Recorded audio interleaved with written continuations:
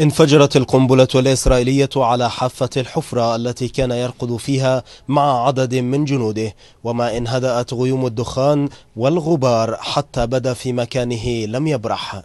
المتغير الوحيد هو تلك القطرات من الدم التي انسابت من فمه على صدر بدلته العسكرية الخالية من كتافات الرتب كعادته حين يكون في ميدان المعركة. تفاصيل يرويها الجنود المرافقون للشهيد عبد المنعم رياض رئيس أركان القوات المسلحة الذي ارتقى في 9 من مارس عام 1969. ولد الجنرال الذهبي في 22 من أكتوبر عام 1919 بمدينة طنطا بعد أن نزحت أسرته من مدينة الفيوم، والتحق بالكلية الحربية دفعة 6 من أكتوبر عام 36، واختار المدفع سلاحا وطائرات العدو هدفا ليحقق فيه تميزا دفع به عام 1967 وعقب الهزيمة العربية أمام إسرائيل أن يتصدر المشهد كرئيس أركان للقوات المسلحة المصرية ليقود حرب الاستنزاف.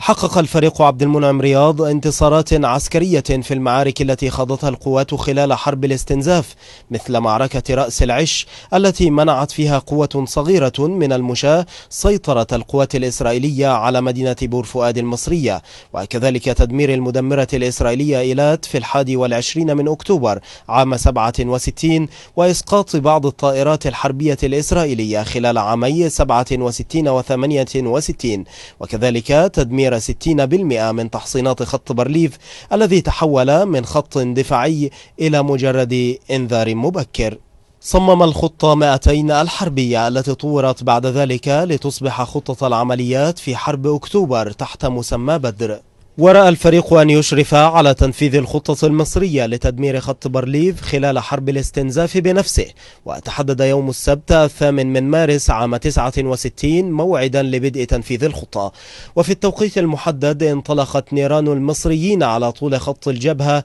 لتكبد الإسرائيليين أكبر قدر من الخسائر في ساعات قليلة، وتدمير جزء من مواقع خط بارليف وإسكات بعض مواقع مدفعيته في أعنف اشتباك شهدته الجبهة قبل معارك 73. وفي صبيحة اليوم التالي قرر الفريق أن يتوجه بنفسه إلى الجبهة ليرى عن كثب نتائج المعركة ويشارك جنوده في مواجهة الموقف.